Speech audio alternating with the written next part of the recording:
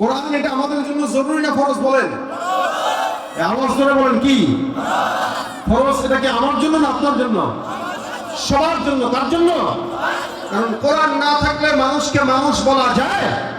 যার ভিতরে কোরআন নাই ওর হালত গরু, শুয়োর, কুকুর, বিড়াল, জানোয়ারের মতো। এদেরও চোখ আছে, এরা দেখে না। কিছু মানুষ আছে চোখ আছে, চোখ দিয়ে আল্লাহর কোরআন দেখবে না, কিন্তু বেগানা নারীর দিকে ঠিকই দেখবে। কান আছে, কান দিয়ে আল্লাহর কোরআন শুনবে না, বাউলের গান শুনবে।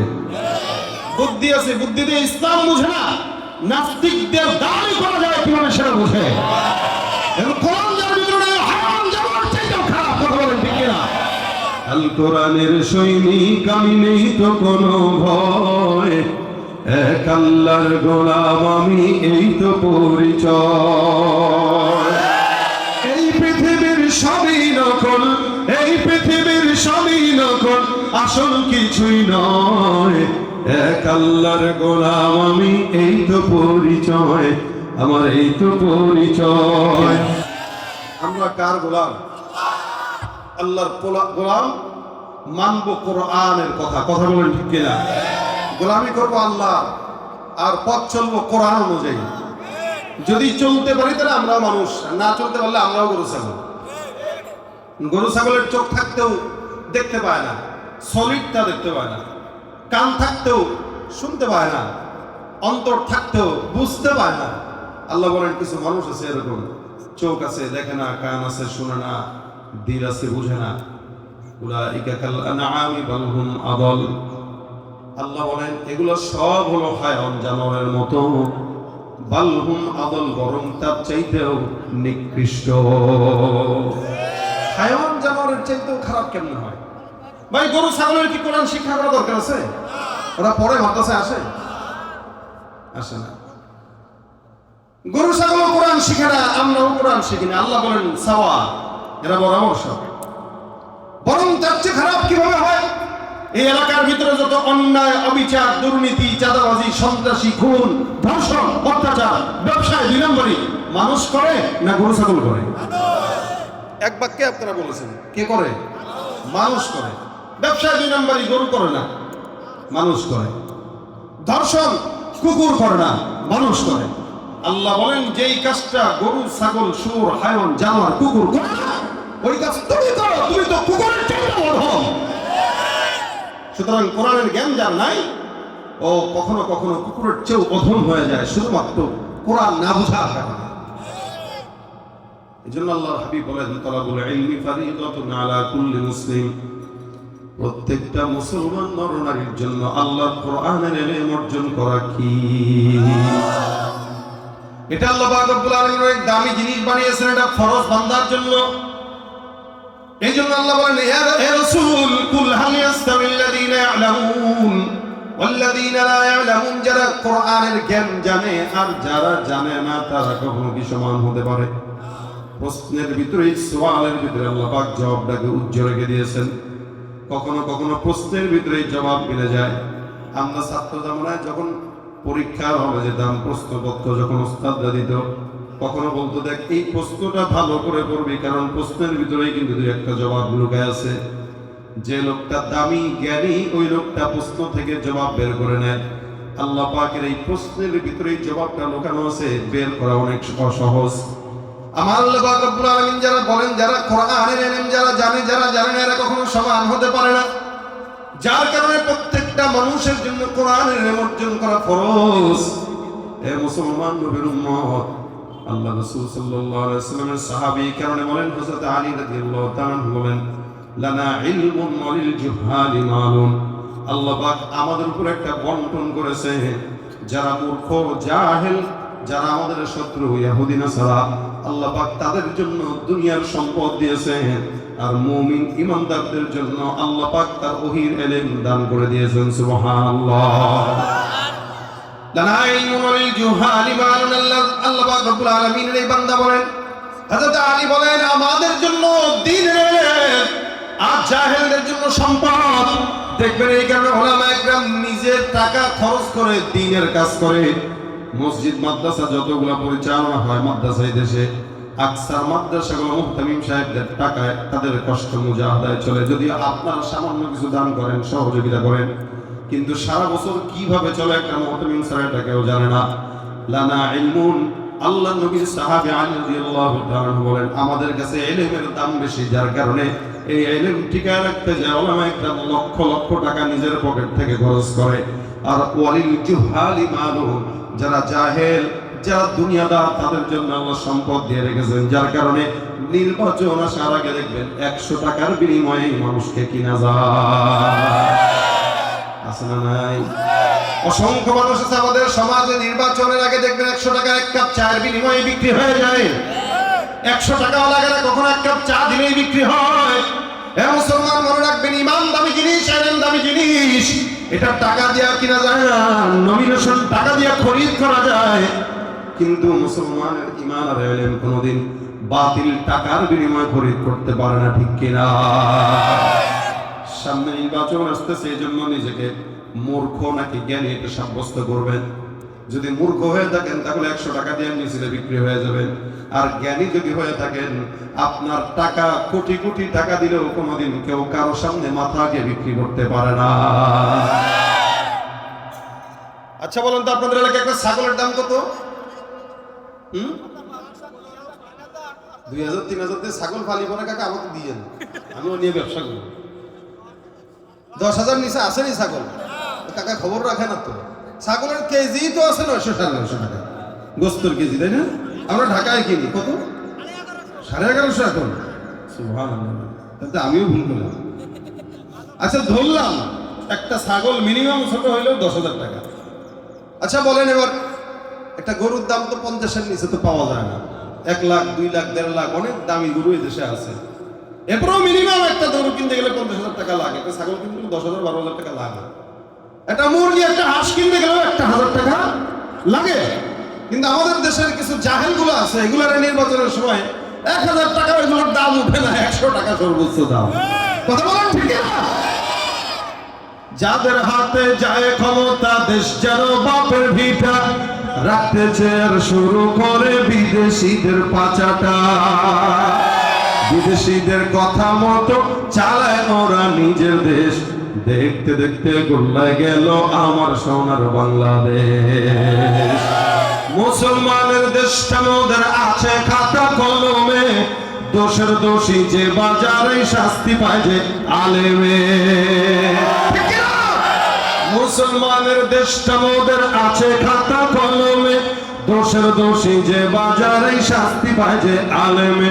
ওরা ইসলাম বেচে ক্ষমতাটা পাকাপোক্ত করে বেশ, ইসলাম বেচে ক্ষমতাটা পাকাপোক্ত করে বেশ, দেখতে দেখতে গোল্লায় গেল আমার সোনার বাংলাদেশ। কেউ দিল না সবাই নিল, আমরা যে কলর বলো, সারা বছর নেয় না খবর, নির্বাচনে খুব দরদ।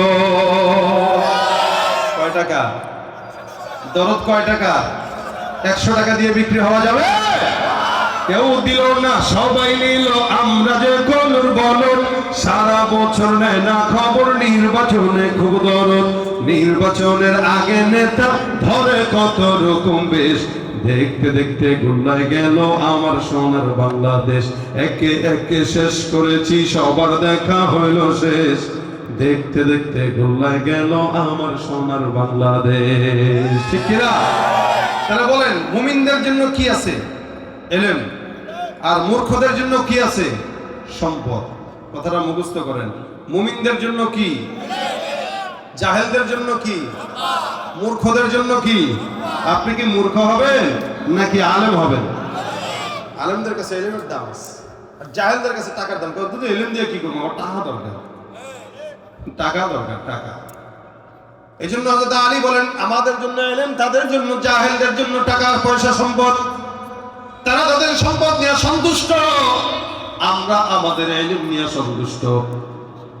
হযরত আবু হুরায়রা রাদিয়াল্লাহু তাআলা বর্ণনা করেন, নবী করিম সাল্লাল্লাহু আলাইহি ওয়াসাল্লাম আমাকে একবার বললেন, হে আবু হুরায়রা, আমার কাছে গনিমতের মাল আছে, তুমি যদি চাও এই গনিমতের মাল থেকে তোমাকে কিছু দান করতে পারি।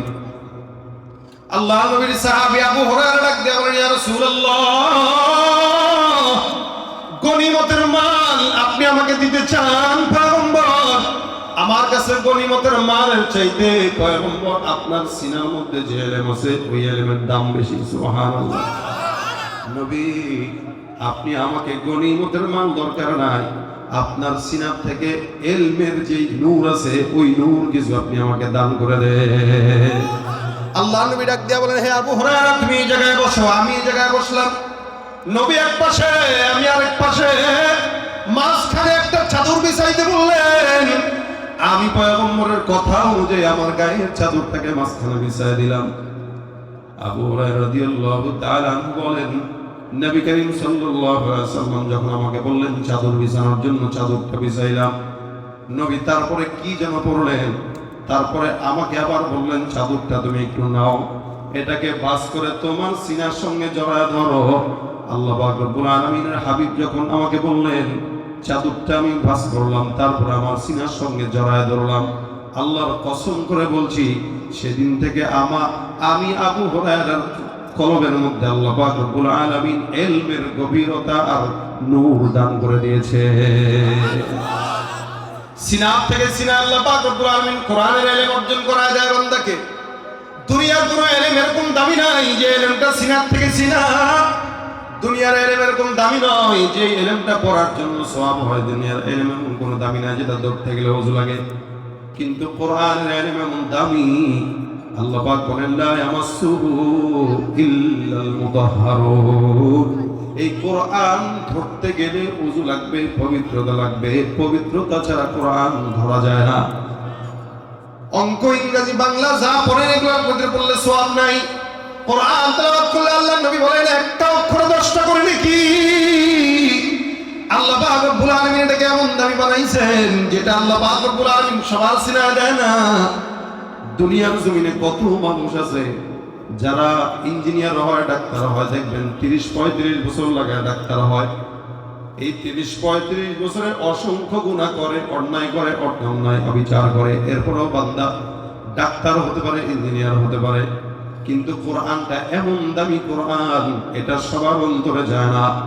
যাদের সিনার ভিতরে আল্লাহ দেয় হাফেজে কোরআন, এই হাফেজে কোরআনের সিনা পরিচ্ছন্ন থাকার কারণে আল্লাহ পাক 10-12 বছরের ভিতরেই তাদেরকে হেফজ সম্পূর্ণ করায় দেন।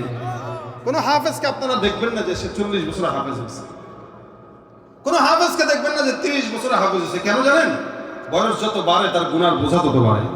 আর যার যত গুনাহ, ওই গুনাহগারের অন্তরে আল্লাহ কোনোদিন কোরআনকে ঢুকান না। এজন্য ডাক্তাররা তার বয়স বেশি হয়ে গেলেও ডাক্তার হইতে পারে। ডাক্তাররা তার বয়স বেশি হয়ে গেলে ইঞ্জিনিয়ার হইতে পারে, সব হইতে পারে। কিন্তু হাফেজ ও 15 বছর বয়সে হইতে পারে না। মিনিমাম 10 থেকে 12 বছরের ভিতরে হওয়া লাগে। এজন্য 15 বছর মিনিমাম, এর ঊর্ধ্বে গেলে কোনো হেফজখানায় কোনো ছাত্রকে ওস্তাদরা ভর্তিও নেয় না।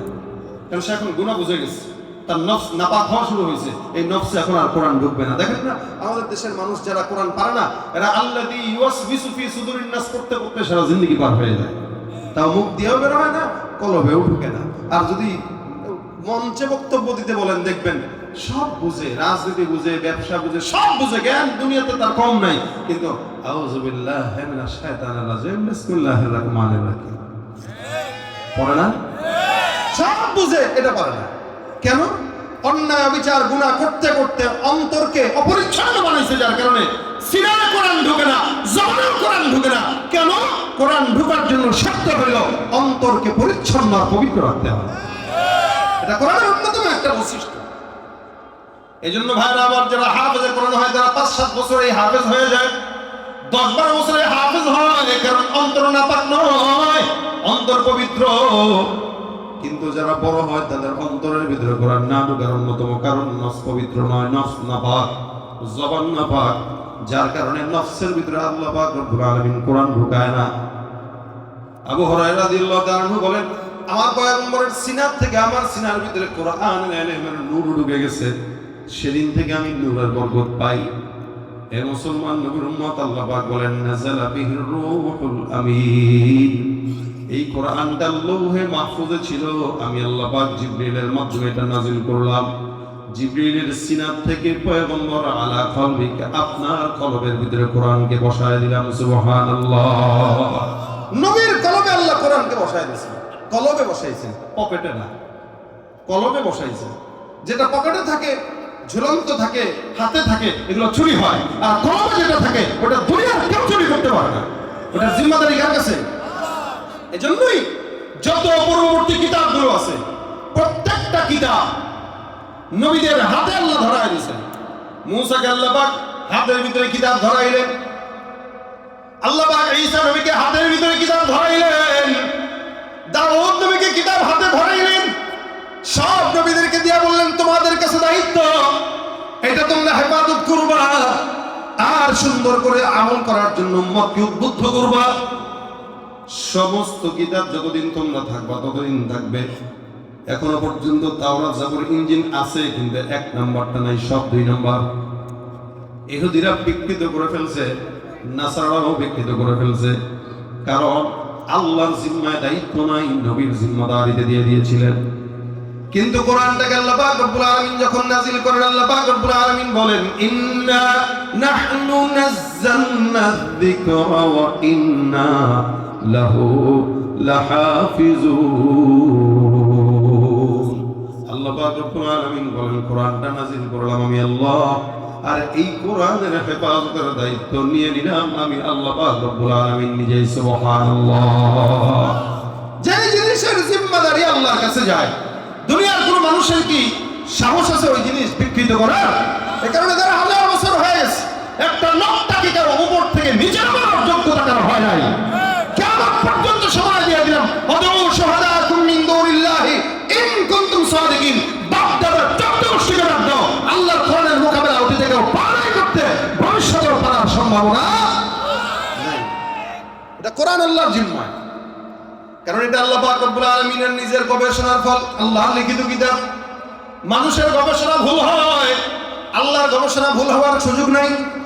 এ মুসলমান, এই কারণে আল্লাহর গবেষণার ফল যেটা আল্লাহ পাক বান্দাকে দেয়, এটা আল্লাহর সিনার মধ্যে বসায় দেয়।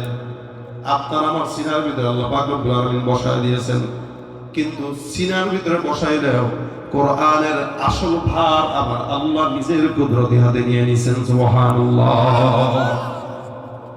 সিনার ভিতরে থাকে কোরআন, এখান থেকে নূর চমকায়। নবীর সিনার থেকে সাহাবা کرام, সাহাবা کرامের সিনার থেকে তাবেঈ, তাবেঈদের সিনার থেকে তাবেঈ, তাবেঈদের সিনার থেকে ইমাম মুজতাহিদিন, সালফ সালিহিন, এই করে করে আজ পর্যন্ত কোরআনটা সিলসিলা ভাবে আমাদের পর্যন্ত আসছে এবং কিয়ামত পর্যন্ত এভাবেই টিকে থাকবে।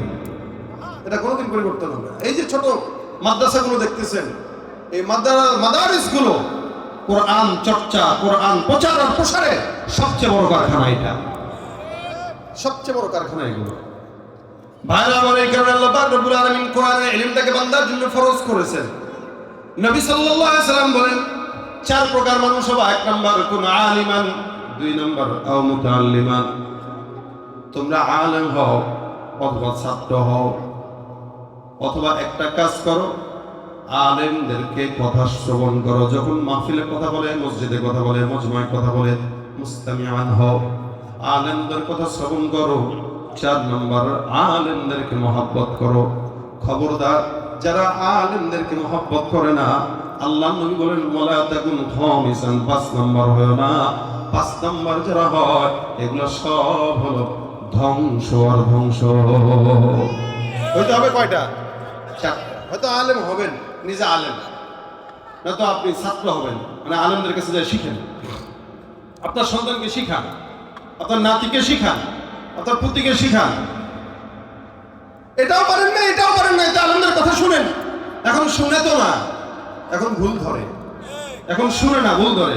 ওলামা একদম কথা বললে 5 টাকা এমনি বলেন না অমনি বলেন। তাও কে বলতেছে যে কোরআনের কও জানে না, সে বলে এমনি না অমনি। আও মুস্তামিআন, হয়তো শ্রবণ করেন, আও মুহিব্বান, নয়তো মহব্বত করেন।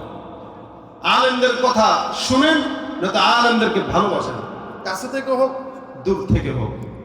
প্রত্যেকটা মানুষের জন্য রাসূল সাল্লাল্লাহু আলাইহি ওয়াসাল্লামের এই আদেশ, তোমরা আলেমদেরকে মহব্বত করো। রাসূল বলেন যারা 5 নাম্বার হয়, অনেক ক্ষেত্রে আল্লাহ পাক তাদেরকে গালি দিয়েছেন, ওয়াতুল্লিম বাদা যালিকা জানিম। যেগুলা দ্বীনের ব্যাপারে চুলকানি আছে, কোরআন সুন্নাহর ব্যাপারে চুলকানি আছে, আলেম ওলামা একরামদের ব্যাপারে চুলকানি আছে, এগুলো অনেক ক্ষেত্রে জারুর সন্তান হয়।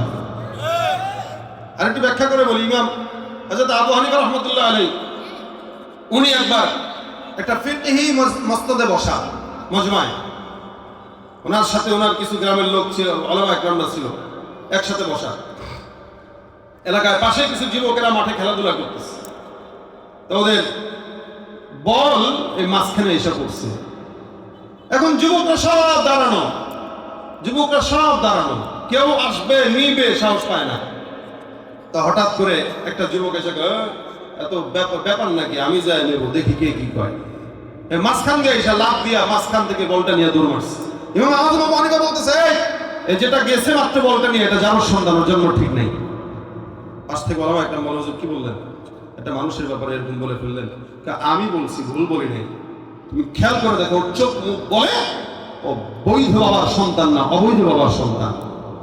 আপনারা দেখবেন এলাকার এই মোতামি শামসুল বা অন্য কয়েকজন সম্মানিত মানুষ যদি বসে থাকে, আপনারা তাদের সাথে বেয়াদবি করতে পারবেন না যদি আপনার জন্ম ঠিক থাকে। আর যেগুলো বেয়াদবি করে দেখবেন কোনো না কোনো ভাবে এদের জন্মে ঝামেলা আছে। ইমাম আজম আবু হানিফা বলতেছেন ওর জন্মে ঝামেলা আছে, তোমরা খোঁজ নাও। তো ওলামা একরামরা খোঁজ নিল, খোঁজ নিয়ে জিজ্ঞাসা করলো, এই ছেলে তোমার বাবার নাম কি? আমার বাবা নাই। বাবা নাই মানে? বাবা নাই আমার। খোঁজ নিয়ে দেখলো ওর মা ওই এলাকায় পতিতাবৃত্তি করে এই ছেলেকে জন্ম দিয়েছে।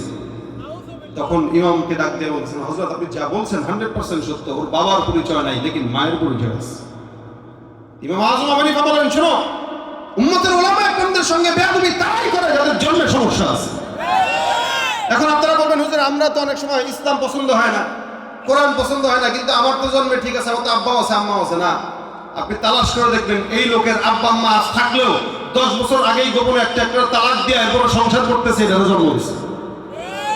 এই বর্তমানে নাই এরকম বিবাহ নাই, কিন্তু তালাক দিয়ে দিছে আরো 10 বছর আগে। আমার সামনে অসংখ্য মানুষের কোন দেখছি, বড় তালাক দিয়ে দিছে। সমাজ কি বলে, এই কারণে সংসার করে যাচ্ছে। সমাজ কি বলে? এখন ছেড়ে দিলে বাচ্চা 2টা, আমি কি ছাড়তে পারি? কেমনে ছাড়ি? মারে বলা যায়, বাপরে বলা যায়? এই কারণে ওই হারাম বউরে নিয়েই চলতেছে সংসার। তো ওই হারাম বউর পেটে যেটা আসবে ওটা তো হালাল জাদা, ওটা হারাম জাদাই হবে। কথা বলেন ঠিক না?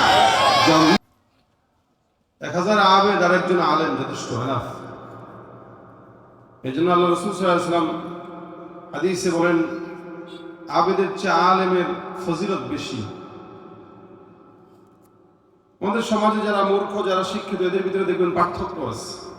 মূর্খরা এক ধাঁচের, শিক্ষিতরা এক ধাঁচের। মূর্খের কথা ভিন্ন এবং শিক্ষিতর কথাও ভিন্ন। এখন শিক্ষিতরা কি পর্যায়ে শিক্ষিত হইতে হয়? দুনিয়াবী শিক্ষা নাকি দ্বীনি শিক্ষা? দ্বীনি শিক্ষা। যদিও আমাদের দেশের স্কুল, কলেজ, ভার্সিটিগুলোর দেয়ালে লেখা থাকে শিক্ষা জাতির মেরুদণ্ড, কিন্তু শিক্ষা জাতির মেরুদণ্ড নয়, কোরআনের শিক্ষা জাতির মেরুদণ্ড।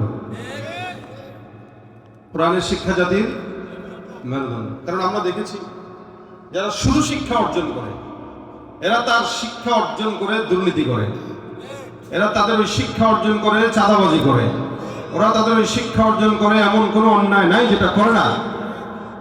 শুধুমাত্র বর্তমান সময়, একসময় মানুষ শিক্ষা অর্জন করতো মানুষ হওয়ার জন্য, এখন মানুষ শিক্ষা অর্জন করে বাটপার হওয়ার জন্য। এবং যে যত বড় শিক্ষিত ও তত বড় চুরি শিখে ব্যবসা করতেছে, ব্যবসার ভিতরে 2 নম্বরই শিখতেছে শিক্ষা দিয়ে। এই জন্য সব শিক্ষা জাতির মেরুদণ্ড না, কোরআনের শিক্ষা জাতির মেরুদণ্ড। কি বলেন ঠিক না? কোরআনের শিক্ষা জাতির মেরুদণ্ড। যার ভিতরে কোরআনের শিক্ষা নাই, নবী বলেছেন ও মিসকিন, ও ফকির। ও কোরআনের শিক্ষা না থাকার কারণে ওর মতো ফকির মিসকিন আর কেউ হতে পারে না।